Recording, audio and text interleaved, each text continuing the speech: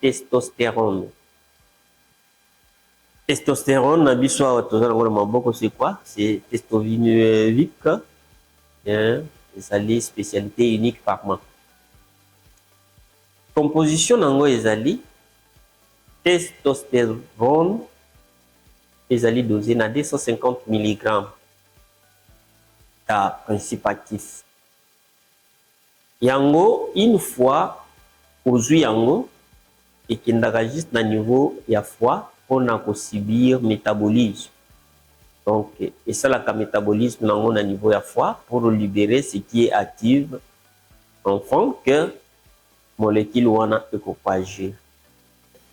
Ba traitement hormonal ezali oyo ezoya kosunga nzoto juste pour que ba hormone oyo eza na insuffisance en nzoto ya mutu ekokozala remplacer le plus vite. Mais traitement oyo epesamaka pamba te lokola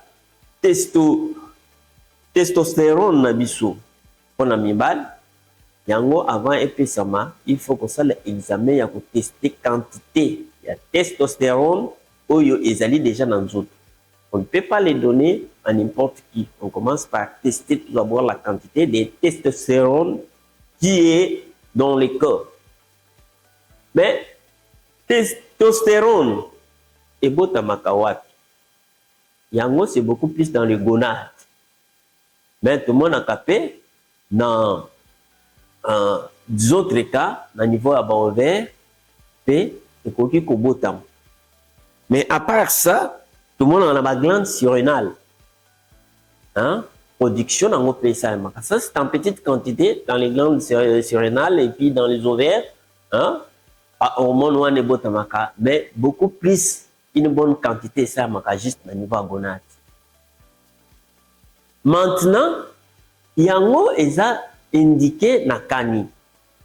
Na kamoto azosala hypogonadisme. Donc production suffisante, il y a testostérone exaté et commis insignifiant pour servir nous autres. Yango anande il faut recourir na yango. Retard pubertaire. Obi ezana batu mususu bazana difficulté à croissance. Donc pour naye nyonso oyo etali organe masculine ezo croître bien te. Dans mouton a commis na retard pubertaire.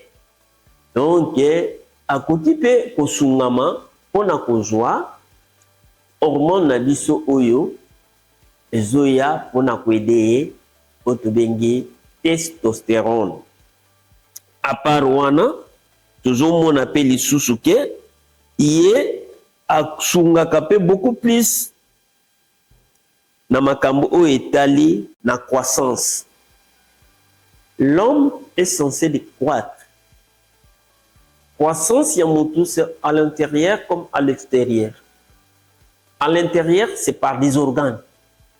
Mais sur les organes masculins, ça nécessite certaines hormones aussi qui vont croître.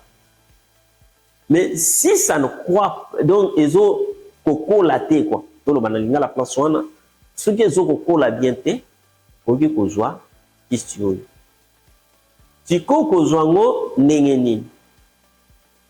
Après avoir fait des examens, je dis bien après avoir fait des examens, on a coyé bas degré, il y a testostérone, ils allaient produite au niveau de gonade, bah yebi quantité na yango, ce qui va moniquer quantité aux examens mais à partir de là on va permettre yo aux zoango. Okozoango nengeni. Okozoa 250 mg, il y a testostérone aniam. Okozoango na musuni. 2 à 4 semaines. Ampoule moko eza dosé na 250 mg. Ce qui va bétio yango et qu'on ça 2 ou 4 semaines pour ozoa ampoule mususu.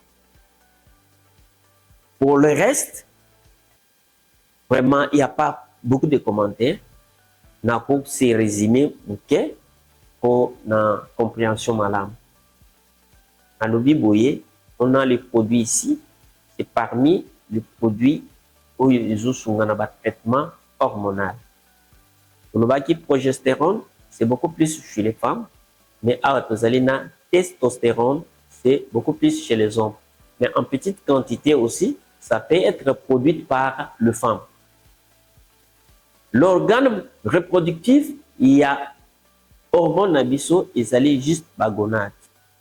Mais comment il faut remarquer que yango est insignifiant pour comment on appelle ça que moto ça les hypogonadisme, cela veut dire que production yango est normale et puis mutu azo koko la bien té azana retard pubertaire mutu wana tokota la ke yepé vraiment azana insuffisance hormonale oyo bengi beaucoup plus testostérone. Lolenge nini mutu akozwa yango pona kozwa yango il faut ko bandana no à se faire examiner pona koyeba quantité na yango, est-ce que la production est normale ou bien il y a une insuffisance. S'il y a une insuffisance là, on recourt directement à prendre ce produit ici en raison de 250 mg en IM 2 ou 4 semaines. Là, vous verrez que nzoto ekozonga pe ba semence na yo ekobotama bien, puis il va récupérer ta santé au niveau de tes organes normalement. Je dis, je vous remercie.